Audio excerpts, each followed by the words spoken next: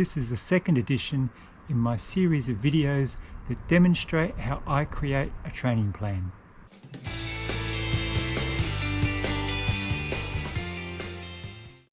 Before we start, we'll do a quick recap of part 1 while I do some small fix-ups to the spreadsheet. We started with dates outlining each day of the training program. Recovery and taper weeks were identified, which in turn revealed 3-week blocks of active training. Each block was then assigned to a training phase, which will help when deciding what sessions to schedule. And finally, we added the planned warm-up races, with harder races landing on the Sunday before a recovery week. Next step is placing the anchor sessions. These are activities you want to continue doing week in, week out. We will schedule all of the other training sessions around these anchor activities. I'll start with my club's morning swim squad sessions on Tuesday and Friday mornings. We'll put these in blue to represent water. Swimming is probably my least favourite training discipline. Doing the squad sessions with friends makes it a lot more enjoyable. Next anchor session is the club ride on Saturday mornings, which we will mark in orange. I enjoy cycling, but it is even more fun when riding with a bunch of your friends, especially the long 4 or 5 hour rides. That leaves the run sessions in green. I run mostly by myself, so I can be flexible with these sessions, but find a lunchtime run on Tuesday and Thursday with a longer run on Sunday morning works best for me. We'll now copy these sessions to every week. For me, they are not set in stone, rather simply a starting point for planning each week. Anchor sessions don't have to be just swimming, cycling or running. They can be a basketball game on Wednesday nights, yoga or Pilates sessions you like going to. Or they can be times you just want to block out because you can't train. Maybe a music lesson on Tuesday nights, kids sport Saturday morning, or a date night Friday nights.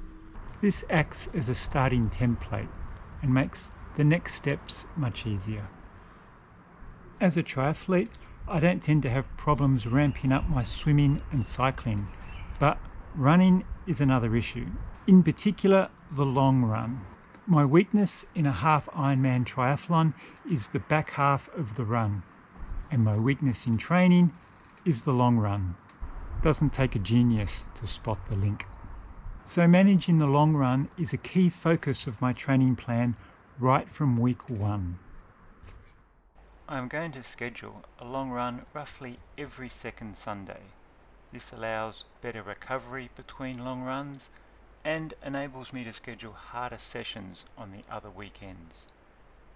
Trail races will be treated like long runs, but Maroondah Dam and race 1 at Yarra Bend will be shorter races, so I have a long run on the Sunday before Maroondah and a Sunday after Yarra Bend, whereas the longer races at Smith's Gully and Anglesey both have bigger gaps to the long run.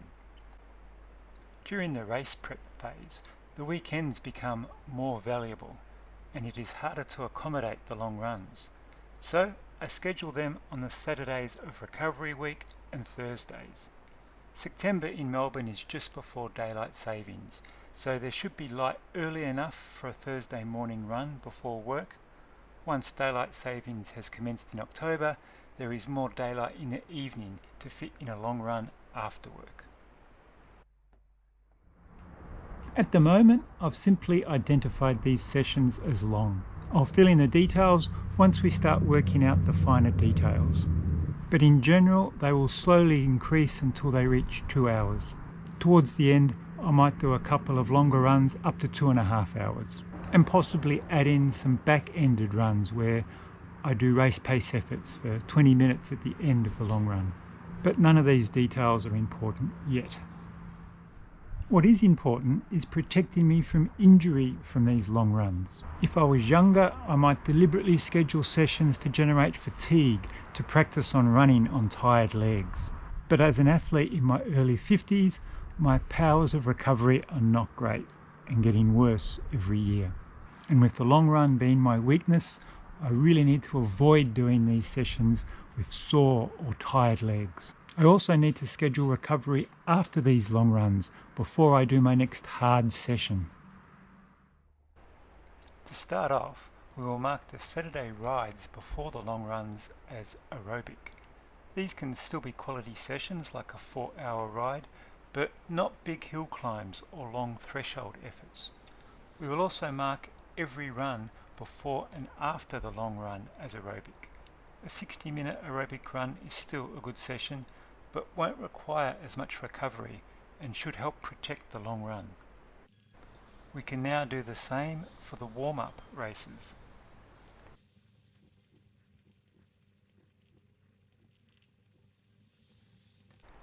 As we get closer to the goal event and more race specific, I'll make some of these taper run sessions. And while we are here, we might as well make the sessions in base training or aerobic and mark the recovery week runs as recovery.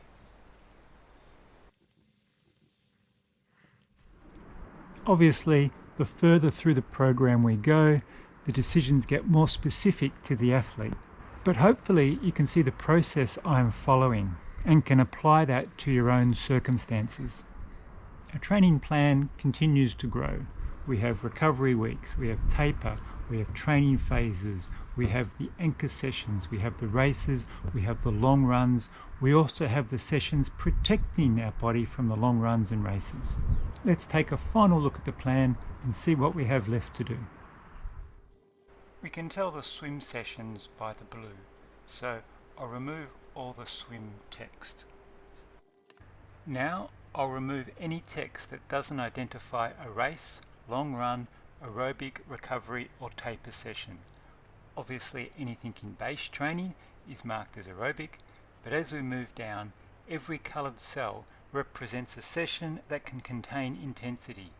And remember that these are just the anchor sessions. We can and will add more training sessions to most weeks.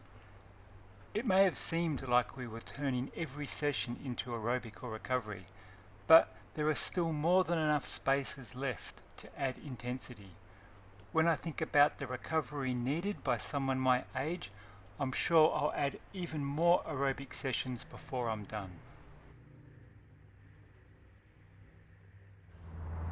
The next edition will be part 3 in the series, where we will flesh out the training sessions in the race prep and transition phases. If you enjoyed the video, please hit like and subscribe. It really helps the channel. See ya.